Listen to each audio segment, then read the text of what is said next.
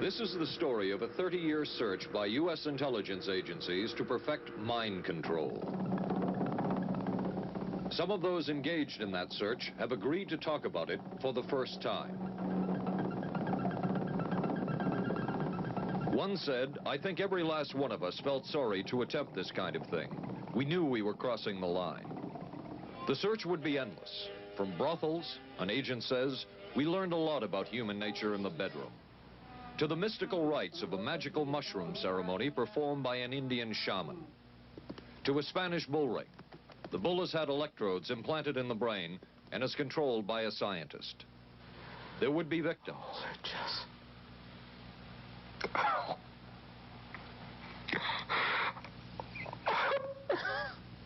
One intelligence agency tried to peel this man's mind back to reveal its deepest secrets. I'll live through it. I'll live through it. This man worked on some of these programs. He would write of his work, "It was fun, fun, fun." This is the story of the search for mind control. ABC News Close-Up, Mission Mind Control.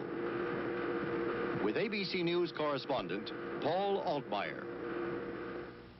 1217, now boarding at 8. Mark? Anne. It's been ages. Can I buy you? Allow me. 2 Michelob Lights. Michelob makes a light beer? Perfect. The good taste of Michelob Light. Don't just compare it to other light beers. Compare it to your regular beer. It's that good. You always did go first class. Your ticket to San Francisco. Thank you. San Francisco? You too? Good taste runs in the family. Mrs. Cooper, I need help. Oh. With all these different dog foods, I don't know what kind to feed him. Dry, soft. Honey, it's not the form, it's the formula. Those are for any dog, young, old, whatever. But Cycle 2 dog food is especially for dogs ages 1 to 7, like mine. The Cycle 2 formula has just what dogs in their active years need to help stay healthy. And happy. With Cycle, I know what to feed him. Now get Cycle 2 in 25-pound bags. We are not professing to tell you the complete story of these activities. We are professing to tell you the complete story that we know. Right. But these records that we've uncovered don't tell the story. They tell pieces of it. This is a story that has been told in bits and pieces. This is an attempt to pull most of it together. We know we don't have the full story. We do, however, have some striking new revelations and insights. The story begins here, just off the nation's front yard, the Mall. The buildings behind me were the headquarters for the World War II Office of Strategic Services. It was here that the first halting steps toward mind control began. The shaper and molder of OSS was General Wild Bill Donovan. He said of his group's work, "We may have made mistakes, but we were not afraid to try things that were never done before." In this anything-goes atmosphere, Donovan appointed this man, Stanley Lovell, a Boston industrialist, to break new ground in many scientific and technical fields. Donovan called Lovell his Dr. Moriarty, after the fiendish professor in Sherlock Holmes. Lovell liked the name and posed for this Saturday Evening Post photo. He later wrote of his OSS job that it was, quote, to stimulate the PEC's bad boy beneath the surface of every American scientist and to say to him, throw all of your normal law-abiding concepts out of the window. Here's a chance to raise merry hell. It was in this atmosphere that the search for mind control began. This bizarre man would be an active participant in that search over the next 2 decades. His name is George White, an OSS captain who had formerly been with the Bureau of Narcotics. In his diary, seen here publicly for the first time, White left a legacy of the darker side of American intelligence work. He received his early OSS training at the British-run school at Oshawa, Canada, the same school where Ian Fleming, the creator of James Bond, was trained. White referred to the school in his diaries as the Oshawa School of Mayhem and Murder. Mike Burke, former OSS colleague of White's and now president of Madison Square Garden Center. Very compelling fellow, mysterious fellow, almost mystical fellow. He was fascinating because you knew something about him, but not enough about him to really get a fix on him. He also knew a great deal about the swifter elements of society, the gamier side of life. And he was very impressive in his technical knowledge of the underworld, so to speak. He said, one of our men gets beat up. He says, you have to act real fast and teach these guys a lesson. Charles Siragusa, a former narcotics officer and friend of White's. He'll come around, he says, and break your kneecaps. And with that, one guy laughed. And George would always have a little Billy with him. And this one guy saw us naked. George White turned around and whapped him across the neck with it. Then he picked up a pool stick and started beating everybody up. He made his point. And he made his point. George White was not a man of understatement or subtleties. His boss at OSS, Stanley Lovell, referred to him as deadly and dedicated. In this note from White's diaries, it says, call Lovell regarding TD. TD was a rather transparent cover for Truth Drug. George White worked with the Truth Drug Committee here at St. Elizabeth's Hospital in the nation's capital. They experimented with mescaline, scopolamine, and marijuana on unwitting victims. The committee soon learned there was no easy panacea, no truth drug at this stage. But White and later colleagues would not stop trying. The goal remained the same. As this 1952 CIA memo says, the aim is controlling an individual to the point where he will do our bidding against his will, and even against such fundamental laws of nature as self-preservation. But it was a discovery here in Basel, Switzerland, at Sandoz Laboratories by Dr. Albert Hoffman, that led the intelligence agencies of America to believe that they had found the panacea.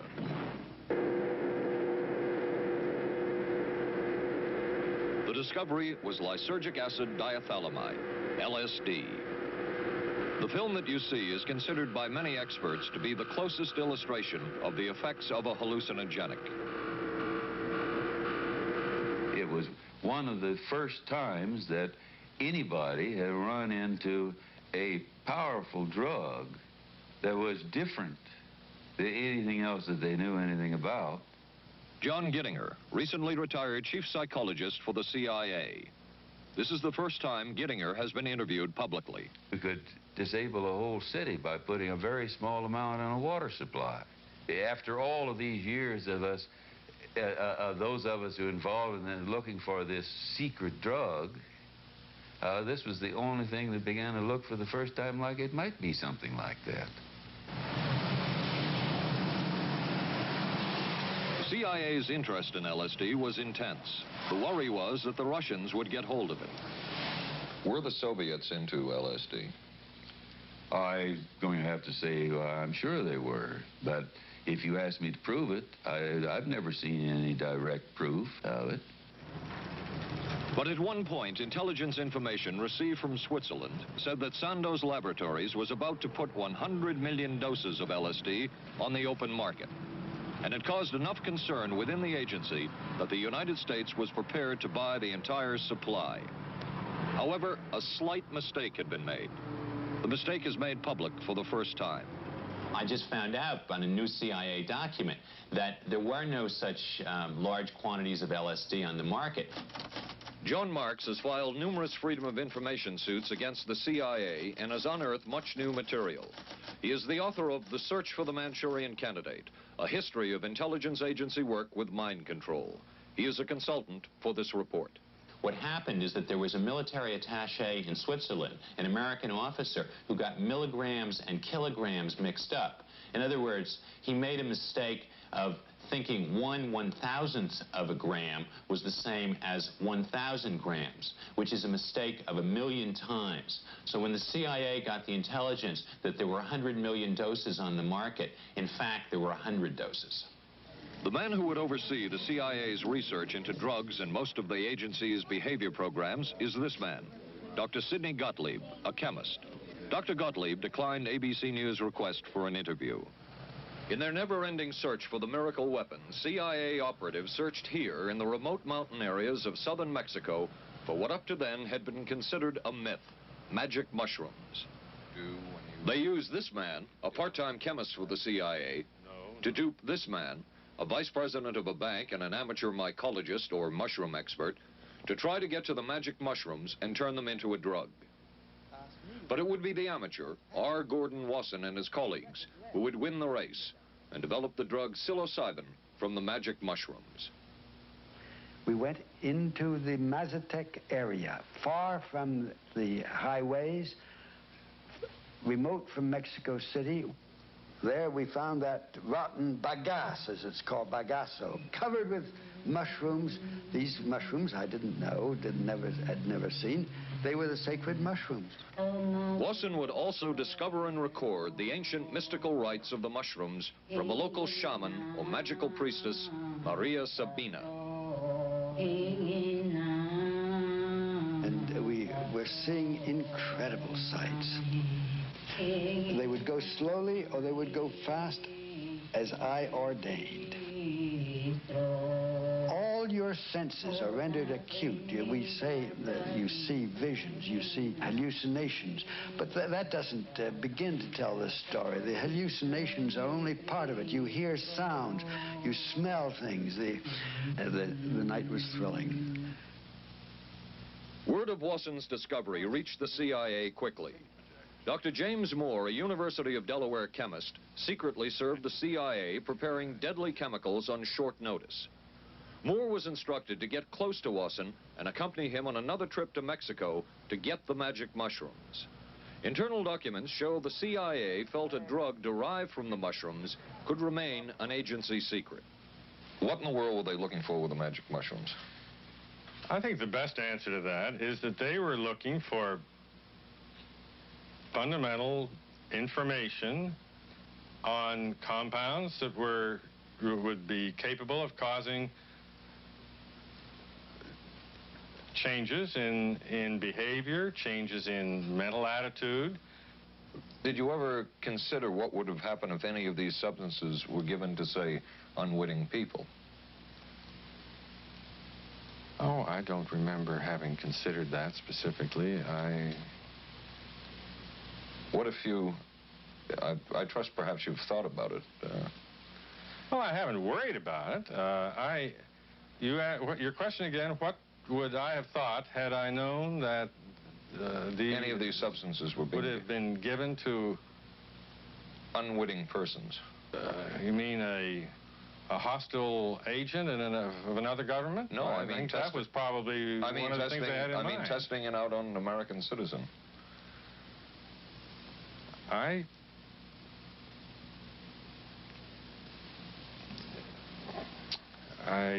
guess I must seem very, very cold-blooded about this, but I don't recall ever having been very much preoccupied with that issue. But many drugs were tested in this way. A decision was made at the highest levels of the CIA to do testing on unwitting Americans. As one CIA document says, such testing would be operationally realistic. A former CIA official who worked on these programs describes for the first time how the decision was made. He did not wish to be filmed or recorded. Thus his remarks are read by someone else. I think every last one of us felt sorry to attempt this kind of thing. We knew we were crossing the line. Every decent kid knows he shouldn't steal, but he does it sometimes. We knew damn well we didn't want anyone else to know what we were doing. The decision was made to do testing on unwitting victims. It was decided they should be on the fringes of society because they were most vulnerable. It was the borderline underworld, prostitutes, drug addicts, and other small-timers who would be powerless to seek any kind of revenge in case they found out. And as their predecessors had a decade earlier, the CIA turned to George White for help. White was now a high-ranking narcotics official, and by this time, the stories about George White were legendary. So the waiter says, "May I help you, monsieur?" And George White was busy talking with me. Paid no attention to the waiter, so the waiter tapped him on the shoulder, says, "May I help you, monsieur?" George White turned around, whipped his gun out, and stuck it in the guy's face like this in this crowded restaurant. George George White did not mind bending the law, and he knew the street well. He was the ideal choice for what the CIA had in mind. We were Ivy League, white, middle class. We were naive, totally naive about this, and he felt pretty expert. He knew the whores, the pimps, the people who brought in the drugs. White set up so-called safe houses for the CIA in New York, here in Greenwich Village, and later in San Francisco, in this hotel, and in an apartment atop Telegraph Hill with a commanding view of San Francisco Bay. While the existence of these safe houses was disclosed last year, details of what took place within them has not been told. A former CIA official who worked in the safe houses reveals that they were used not only for drug testing, but to study sexual behavior and how it could be used to manipulate people. We did quite a study of prostitutes and their behavior. How do you take a woman who is willing to use her body to get money out of a guy to get him to talk about things which are much more important, like state secrets? We learned a lot about human nature in the bedroom. We started to pick up knowledge that could be used in operations. There would be victims in all of this, but as the agency knew, they couldn't fight back. Some entries from George White's diaries. Clarice gets horrors. Janet, sky high. As one agency memo says, we have no answer to the moral question. The safe houses were not the only testing grounds. Millions of dollars would be spent on LSD research at universities throughout the country. And word would begin to spread on campus about this so-called mind-blowing drug. And suddenly, there was the counterculture of the 60s. I give the CIA a total credit for sponsoring and initiating the entire consciousness movement, counterculture events of the 1960s. Dr. Timothy Leary, the 1960s Johnny Appleseed of LSD. The CIA funded and supported and encouraged hundreds of young psychiatrists to experiment with this drug. The fallout from that was that the young psychologists began taking it themselves, discovering that it was an intelligence-enhancing, consciousness-raising experience. I know that some of the studies in which the CIA had supported used as subjects people who later became strong proselytizers of LSD. So, in that sense, yes, I think it did sustain the perpetuation of the use of the drug. And it's rather ironic, isn't it? The counter case that I would make in relationship to that is to remember that the people who were doing the research were people who would be doing the research regardless of who was the sponsor. I don't think anybody working in that time in the remotest ever thought that it would blow up into the kind of thing that it did.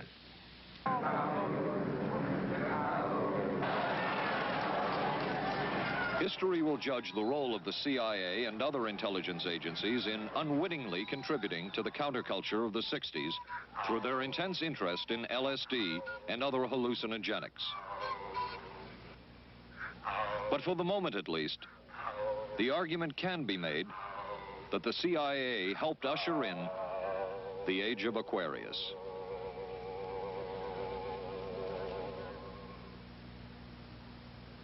ABC News Close-Up will continue in a moment. Being careful about my body doesn't just mean major things like regular breast exams. I'm even careful about pain relievers. Plain aspirin sometimes upset my stomach, so I use Bufferin. It adds protection. I'm careful about what goes into my body. Bufferin gives me an added relief action I want. Tylenol doesn't. Only one leading tablet has both an added relief action in many cases that Tylenol never provides, and protection ingredients, Bufferin. Now I'm careful to get both with Bufferin. Your sink trap's clogged with grease. Use Crystal Drano. I'll pour in liquid plumber. Don't. It may not work on that grease clog. No? Crystal Drano will. Look, liquid plumber's quiet. It's not melting that grease. But Drano is. It broke through. Will Drano hurt metal pipes? No. So liquid plumber didn't break that grease clog. I'm switching to Drano. To make clogs go, better use Drano. Saturday, live on ABC. the Forest Hills Men's Invitational from the legendary West Side Tennis Club. Then live, third-round coverage of the most prestigious ladies' golf event. Hollis Stacey goes for her third straight U.S. Women's Open title. And red-hot Nancy Lopez shoots for her elusive first Open victory. And on ABC's Wide World of Sports, rodeo excitement from the Wild West, plus high speeds, high thrills, hydroplane action, championship tennis, golf, and ABC's Wide World of Sports, Saturday.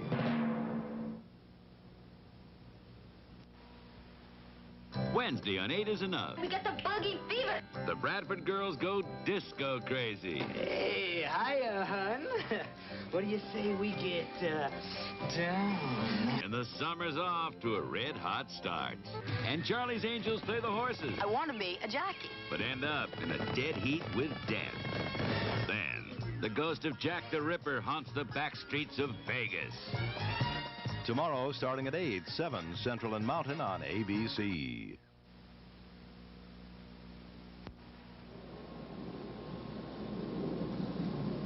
Covering a span of history such as we are in this report, one can get sidetracked by the so-called glamour and mystery of espionage work or by the exotic qualities of some drugs. But what you can't lose sight of is what all of this would mean in terms of individual human beings. There would be deaths. There would be long-lasting and harmful effects. The best-known case is that of this man, Frank Olson, a chemist employed by the Army Chemical Corps, who in 1953 was slipped LSD unknowingly at a meeting with CIA officials. Shortly after that, Olson went into severe depression. He ended his life at this New York hotel by diving through a shaded closed window in his 10th floor room. Frank Olson was the first known fatality in the CIA's LSD program. Olson left behind a widow, Alice, and 3 children, but it would be years before they learned the real story of his death. Shortly after his suicide, Alice Olson was visited by Dr. Sidney Gottlieb, the man who had administered the drug, and by Robert Lashbrook, his deputy, who was the last person with Frank Olson the night of his death. It was probably to check me out and see whether I was handling myself and handling the situation, whether I was hysterical. And I'm sure they left the house feeling ever so much better because I had been gracious and hospitable to them, so that I must have played right into their hand and made them feel fine. 23 years later, how did you feel about that meeting? My anger was unbelievable at how I had been duped for this length of time, and the anguish which was unnecessary. Anyone who knew during all of those years never told Alice Olson the real story of her husband's death. She would discover it by accident more than 2 decades later. In essence, it was a 22-year-long cover-up. Lyman Kirkpatrick was Inspector General of the CIA at the time of Frank Olson's death.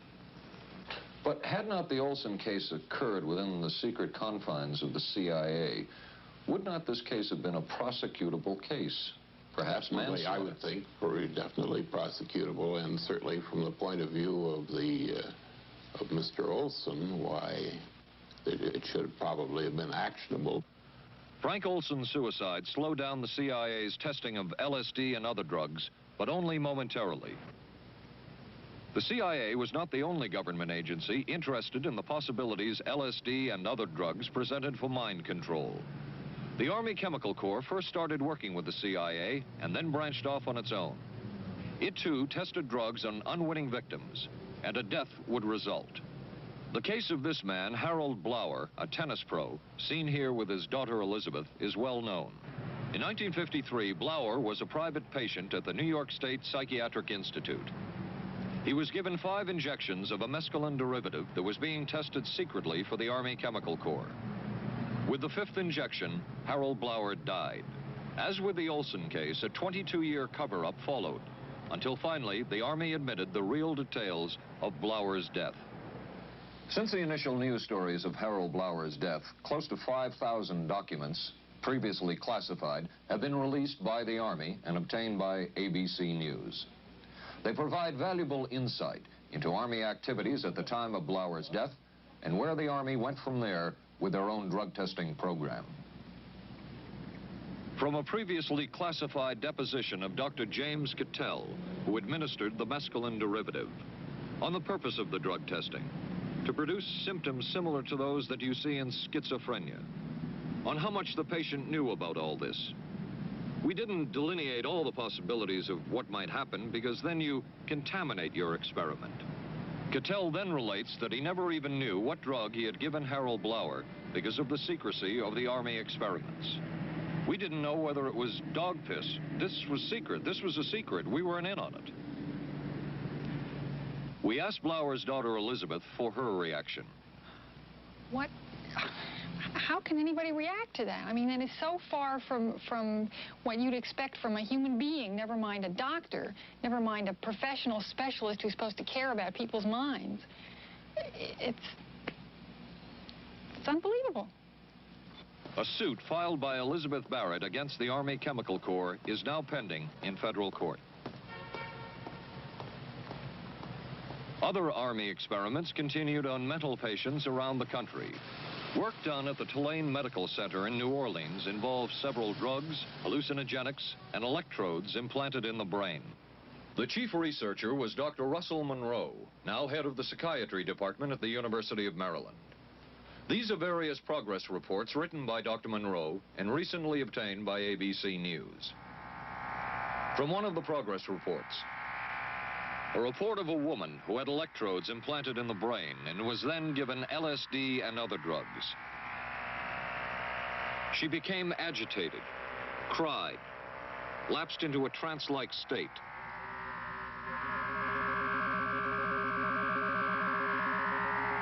Felt as if she were about to have a convulsion, experienced waves of darkness and light, had bizarre sensations in her neck and legs, said somebody was trying to manipulate her body. At this point, Dr. Monroe wrote that the woman was obviously having paranoid ideas. As a layperson, perhaps you can enlighten me. What therapeutic effect would the type of experiment that I just described have on a patient? Well, the therapeutic effect would be indirect. Was this patient aware that she was being given LSD? Yes, I mean, they were told that they would be given some medication, and they took specifically LSD? Well, we told them, I don't think that they would have even known what LSD was then at the time. They were told that they were going to they would be given some medication which might make them feel worse. Dr. Monroe, what do you think the Army Chemical Corps was looking for in all of this testing? They were looking for an incapacitating agent, an agent that would not harm the person permanently, but would incapacitate them temporarily. That seemed like a humanistic way to wage a war, if war is necessary. When James Thornwell was given LSD by Army intelligence in 1961, this time it was no experiment. This time the express purpose was to peel back Thornwell's brain to bear any secret within it. This time the Army had gone operational. Thornwell, as reported on ABC last January, was an Army private stationed in Orléans, France. Classified documents were missing from his unit. Thornwell became a suspect. His 2.5-month interrogation included administration of sodium pentothal, hypnosis, isolation, and deprivation of sleep. Army documents obtained by ABC News refer to this interrogation as conventional. Despite this severe questioning, Army intelligence was getting nowhere with Thornwell, and it was decided to slip him LSD. For 16 years, Thornwell never knew what had hit him. Tell me about the acid. I'd rather not. It's a bad trip. It's a bad trip. That was a bad trip. The pain was so excruciating. Felt like somebody was sticking me with 1,000,000 pins. You know, just everywhere. Oh, it just...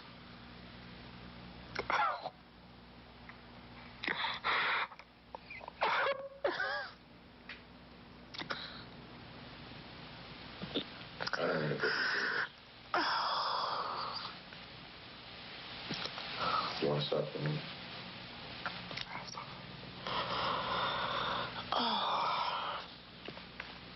I walked around. What's up? Oh, I can talk. I'll live through it. I'll live through it. I'll live through it. No charges were ever brought by the Army against Thornwell. He was discharged for psychological disorders. But an Army psychiatric evaluation of Thornwell obtained by ABC News, one which was done prior to Thornwell having been given LSD, says of him, fairly cooperative, oriented, alert, and gave no evidence of psychosis or depression. From the Army's point of view, this type of LSD interrogation was a success. Other documents refer to the exploitability of interrogation subjects, cracking them, keeping them off balance mentally, and providing an economical, speedy, and productive aid to interrogation. From James Thornwell's point of view, it was no success. Thornwell still has serious problems. He's run through 2 marriages. He maintains he can't hold a job, can't concentrate, has nightmares, and feels socially and emotionally isolated. Last fall, Thornwell filed suit against the government in federal court. In a moment, we will examine the closest experimentation to brainwashing that we have uncovered.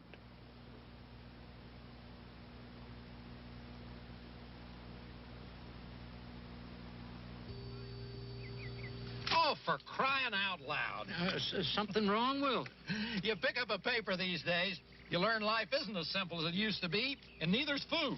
Is that why you eat grape nut cereal? Yep, you couldn't ask for a simpler cereal. Wheat and barley, vitamins added, no preservatives. Sure looks simple. It's got a natural nutty taste. What's good for breakfast, guys? How about something nice and simple? Grape nuts, the simple cereal.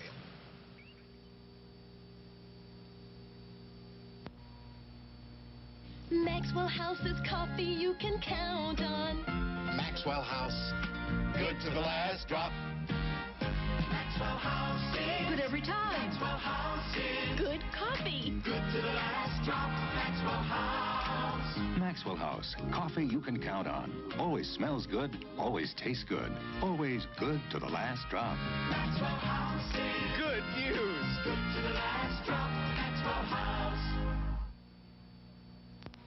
ABC News Close-Up will continue in a moment.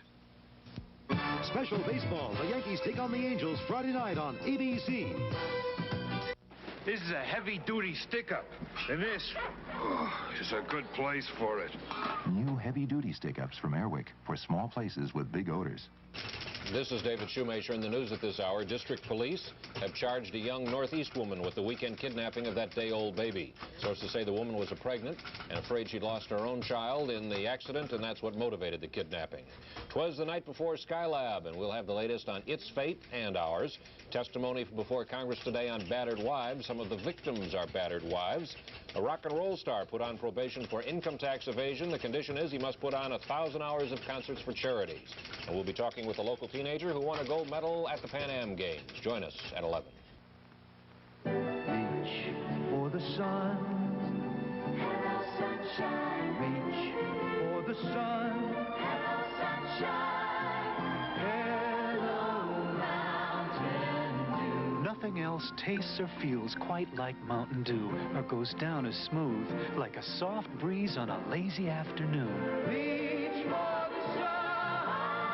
Reach for Mountain Dew.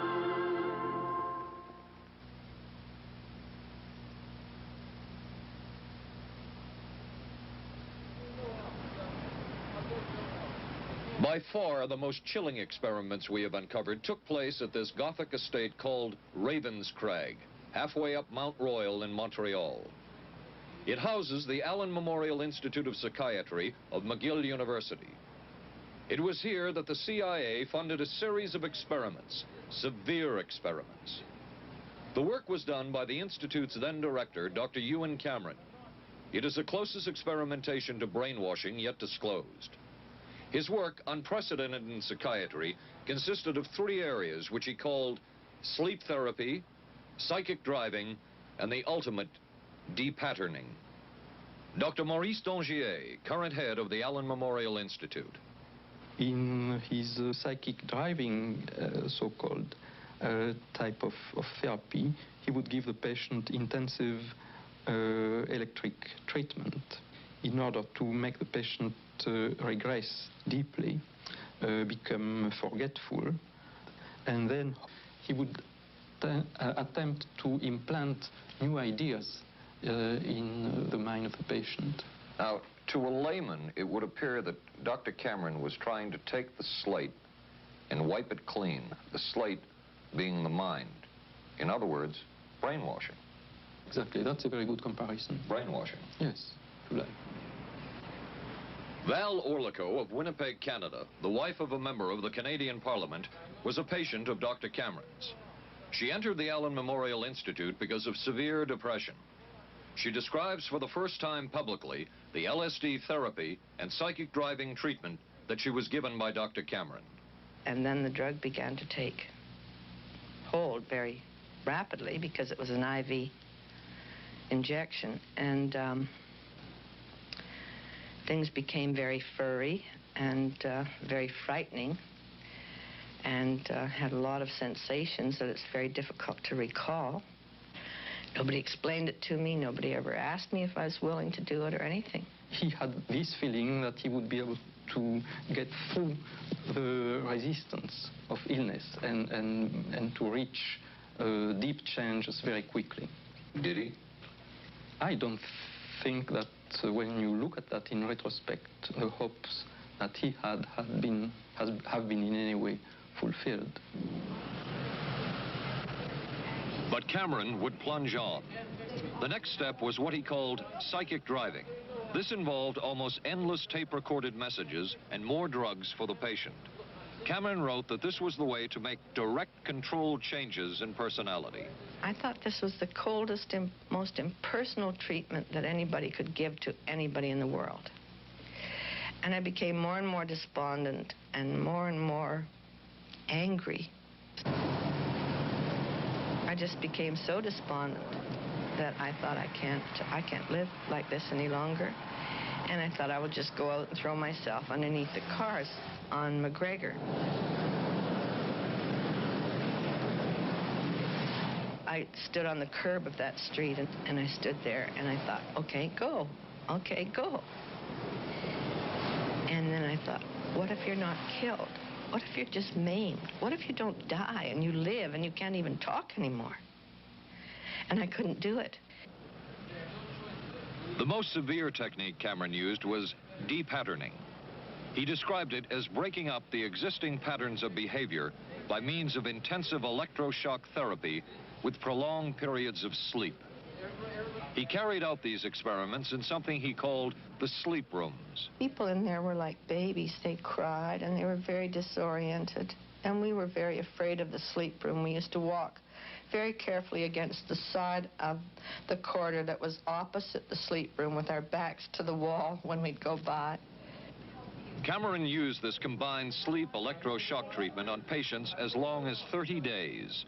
One patient he kept asleep for 65 days. Cameron retired, and his successor, Dr. Robert Cleghorn, ordered a follow-up study on the patients treated with Cameron's de-patterning method. It showed that it was no more beneficial in its result than the use of more conservative methods. But the follow-up study showed that 60% of those who had been de-patterned still had amnesia for periods of anywhere from 6 months to 10 years. That's quite a memory loss, isn't it? That is a memory loss. Indeed it is. It's I think, more than desirable. In retrospect, does Dr. Cameron's experimentation and his treatment appear harsh?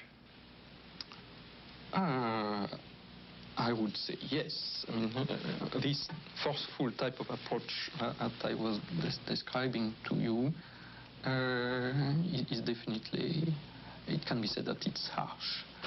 I wouldn't call it harsh. I would say it was harder on the staff than it was on the patients, because these people had to be fed and they had to be cared for and they had to be given sufficient fluid and food and toileted and so on and so forth. It was a very difficult thing for the staff to follow these patients properly and see that they did well. Well, I'm glad he was concerned for the staff. But damn it all, I wouldn't. I could have maybe had a different kind of life. And that makes me angry and sad, and I don't know how to explain how I feel, really. I just... How did you feel when you learned that Dr. Cameron's experimentation was financed by the CIA? Well, I thought... Oh, I can't even use the word that I thought, because I thought, that bastard. And he was too smart. He knew who he was working for. And, excuse me, but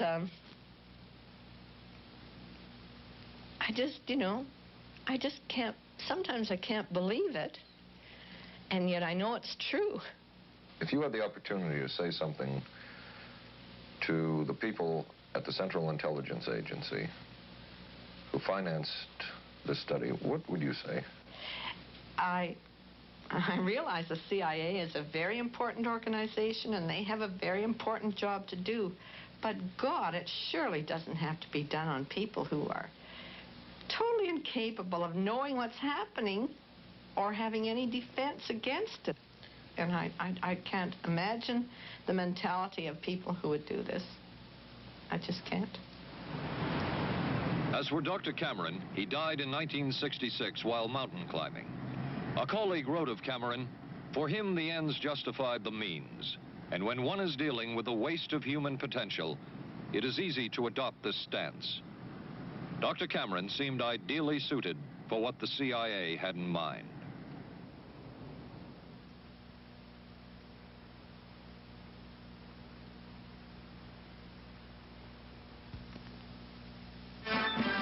America is adapting to the shape of things to come. Triumph TR7 with 5-speed transmission or optional automatic. Wide steel belted radials, front disc brakes, front end spoiler, rack and pinion steering. Triumph TR7. No other sports car looks like it. No other sports car drives like it. Triumph TR7. The shape. Hey, don't worry. They just got lucky. I'm sorry, I let us down. Forget it. We'll beat them next week. No, I really let us down. Come on, how about a Michelob Light, huh? Michelob makes a light beer? Sure. The good taste of Michelob Light. Don't just compare it to other light beers. Compare it to your regular beer. It's that good. This Michelob Light is great. Hey, you know what our real problem was today? Yeah, you were terrible. Good taste runs in the family. The many roles I play call for many hairstyles. So I use hot curlers, blow dryers, things that can be brutal to hair. I switched from one conditioner to another looking for help. Then came Alberto VO5 hot oil treatment. It works just like a salon hot oil treatment, but takes less time and money. I just heat a tube, smooth it in, and shampoo. My hair is left silky, shiny, more manageable than I ever dreamed. Alberto VO5 hot oil treatment. I'll never switch again. Thursday. I can move a few of my things over this morning. There's a scandal in the 12th when Wojo gets a roommate. Hi. In a Barney Miller special. I'm a prisoner of my biological urges. Sorry to hear that. Then authorities say this Texas motorcycle gang murdered a federal judge. People are always scared of something they don't understand, and they don't understand us, so they're scared. Geraldo Rivera investigates dope, death, and the banditos on 2020. Thursday, starting at 9, 8 Central and Mountain on ABC. It was the Cold War, and especially the trial of Joseph Cardinal Mindszenty, who was forced to testify in a Hungarian court that he was a spy. And then later, the Korean War, with the coerced and mainly fraudulent confessions of American servicemen. My germination took place on the... That would spark intense interest in intelligence circles about brainwashing. The CIA secretly commissioned a study of communist brainwashing methods at the Cornell University Medical Center. A leader of that study was Dr. Lawrence Hinkle. He explains first the Russian method of controlling and breaking a person. Absolutely isolated from everyone else, with one man whose job it is to get you to write the extent to which you are a criminal. In this setting, you can get people to do most anything, do you see? Because you don't have to lay a hand on them. And by the time you get through and you go up before the judge, the fellow says, "Were you a spy?" He says, "Yes, I was a spy." The Chinese never really had this kind of a state police system. They would get him in, and all this fellow does is ask you to write, rewrite, and talk to him about your whole life. Graduated from pilot training in 1949. While the purpose of the study was to find out about communist brainwashing techniques, CIA documents show that the agency was interested in developing mind control methods of its own to precondition and control Chinese living in this country to be sent back to their homeland as CIA agents. What do you think they were looking for?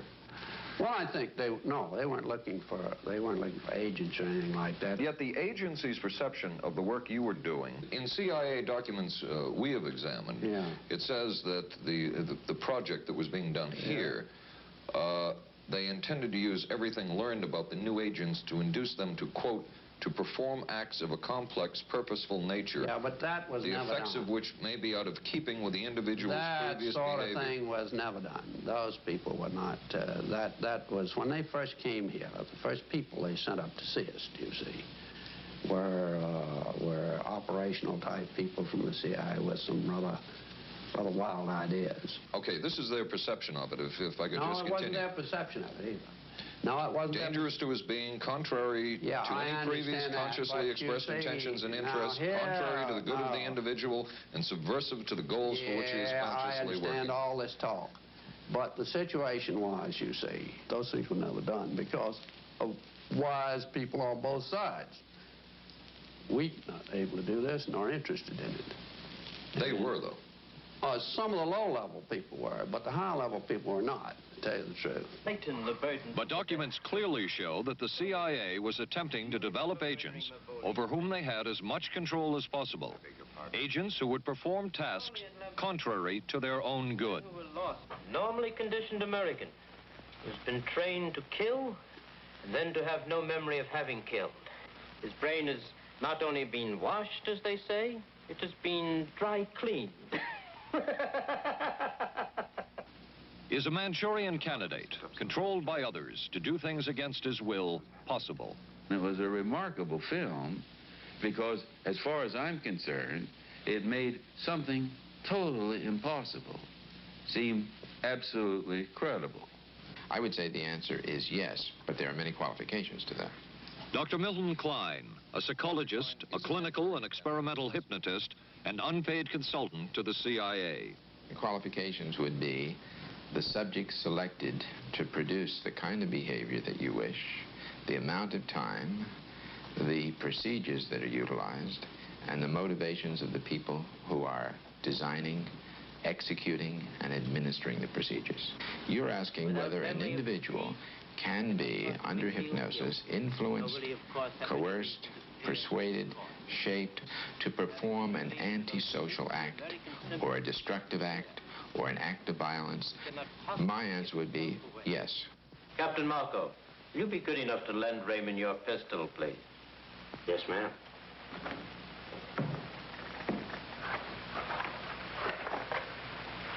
Thanks, Ben. Sure, kid. Shoot Bobby, Raymond. Through the forehead. Yes, ma'am.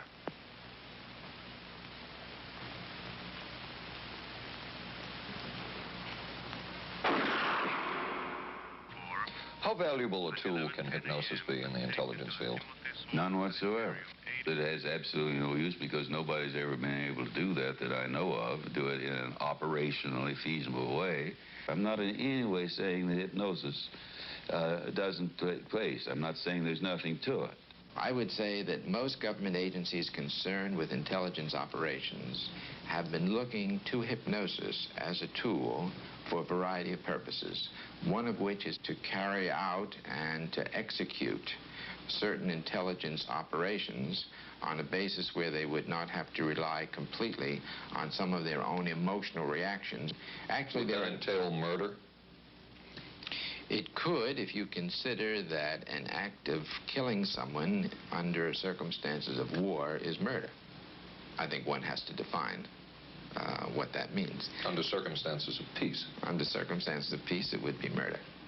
Another former CIA agent says that Fidel Castro at one time was considered as a possible target for a Manchurian candidate. Castro was naturally our discussion point. Could you get somebody gung-ho enough that they would go in and get him? But if you have 100% control of a guy, you have 100% dependency. If something happens and you haven't programmed it in, you've got a problem. So in the end, it was decided that a Manchurian candidate was not feasible. But the search for mind control continued. But could the mind be controlled? Perhaps not. But is human behavior predictable? In this area, the CIA did make a significant breakthrough. A personality assessment system designed by the agency's chief psychologist, John Gittinger. It comes close to being able to predict how humans will behave. It's really a descriptive system, an attempt to try to describe personality in a relatively systematic way so that hopefully you can get some kind of an idea to predict what the behavior between different kinds of individuals. Gittinger's system had many uses in intelligence work. One was to draw personality portraits of world leaders. Using Gittinger's system, the agency concluded the Shah of Iran is a brilliant but dangerous megalomaniac whose basic problems resulted from an overbearing father. And there were other applications. Your assessment staff played a key role in helping other governments pick their police intelligence agencies, including, we've learned, the Korean CIA, Uruguayan National Police. Can you tell us about this? No. Author John Marks. The former #2 CIA man in Uruguay told me how in 1966, John Gittinger and an assistant traveled down to Uruguay and gave the tests in order to select members of the Uruguayan intelligence service. A psychologist who used to work for the CIA told me in 1961 he personally traveled to South Korea as part of an American CIA effort to set up the Korean CIA and to give the personality tests to candidates for the Korean CIA to choose the best man for their secret police. But one of the basic functions of Gittinger's system was finding the vulnerabilities of an agent, a double agent, or a potential agent. In its applicability to intelligence work, isn't the PAS system looking for a person's soft spot? Well, of course, the answer to that is yes, but I hasten to say soft spot. This is what I consider a negative word. Of the hundreds of behavioral projects undertaken by the CIA, Gittinger's appears to have been one of the more successful and more conventional. Other experiments were not as conventional. Neurophysicist Dr. Jose Delgado was financed by the Office of Naval Research. In this experiment, the bull is sedated. Electrodes are implanted in its brain. Delgado transmits an electronic impulse to the center of the bull's brain. Delgado has remote control of the animal. Recently released CIA documents refer to the feasibility of remote control of animals, and that special investigations will be conducted toward the application of selected elements of these techniques to man. Other areas were examined through the 60s and 70s. Brain surgery, psychosurgery, creation of amnesia, parapsychology, manipulation of genes. Even though past and present CIA officials have indicated this kind of work ended in 1963. Whole truth, nothing but... And one of those who took part in these programs. Thank you, sir. In 1977, a Senate subcommittee heard testimony from many of them, but the testimony was not that revealing. According to one of them, they agreed amongst themselves to keep the inquiry within bounds that would satisfy the committee. Former narcotics officer Charles Siragusa says that he was asked to limit his testimony by the man he reported to at the CIA. He wanted me not to say anything. To perjure yourself. That's right. Well, either that, I'd have to perjure myself or take the Fifth Amendment. And I'm not about to take the Fifth Amendment for anybody. Okay. Former CIA chemist Robert Lashbrook testified he had no first-hand knowledge of the agency-run safe houses when, in fact, he supervised one of them. There was very little... And according to George White's diaries, was at a safe house when White conducted what he called an LSD surprise experiment. Dr. Sidney Gottlieb, whom we recently filmed near his California home, oversaw many of the CIA behavioral programs. He retired in 1973 and destroyed the records of this work. In sort of a valedictory letter, Dr. Gottlieb wrote that he and his colleagues had been able to maintain contact with the leading edge of developments in the field of biological and chemical control of human behavior. Dr. Gottlieb also testified before the Senate subcommittee, but from an anteroom where he could not be filmed because of what his lawyer termed health and cardiac problems. Dr. Gottlieb declined ABC News' request for an interview. And what of George White, the man who helped the agency in so many of its programs? He would retire here to Stinson Beach, California. And shortly before his death, he wrote to his boss at the CIA, Dr. Sidney Gottlieb, and summed up his career by saying, "It was fun, fun, fun. Where else could a red-blooded American boy lie, kill, and cheat, steal, deceive, rape, and pillage with the sanction and blessing of the All-Highest?" Has mind control been achieved? From all of the available evidence, it appears doubtful. The human will has prevailed up to this point. But as we have seen, work is continuing in this field, work that we still don't know very much about. How deeply are the Russians and other dictatorships into all of this? We really can't say, and the CIA is reluctant to give out information about it. But the basic question remains, what place does all of this have within a democracy? One final point should be made. As one of the persons who worked on these programs told us, we are very capable, conscientious, and very dedicated scientists working for our country. Their work speaks for itself. This is Paul Altmeyer for ABC News. Good night. Here's a great idea. Potato peeler? Nope. Hair curler. It's Vanish Bowl Freshener. Freshness in a snap. Snap it under the rim and it freshens 2 ways. It's always there to freshen. Then when water hits it, extra deodorizer and detergents are released, working best when and where you need it. When the bowl's fresh, the bathroom's fresher. Snappy idea. Vanish Bowl Freshener. Vanish for a cleaner bowl and a fresher bathroom.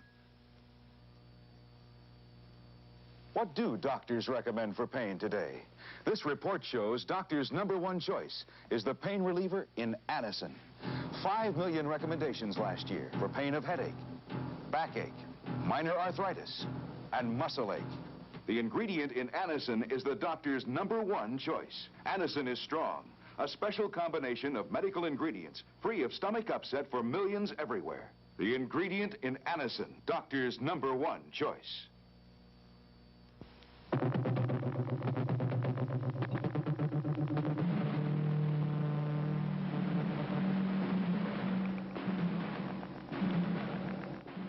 Stay tuned for local news next. Then live from the Johnson Space Center in Houston, ABC News will track the approach of Skylab as it nears re-entry. Skylab, the final hours. Right after Twiggy and Dirk Benedict of Battlestar Galactica star in I Want Her Dead on the Tuesday Movie of the Week tonight on ABC.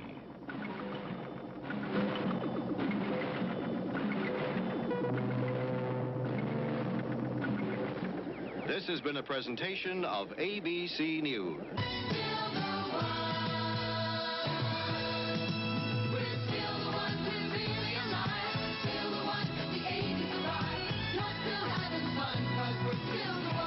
Still the one, ABC.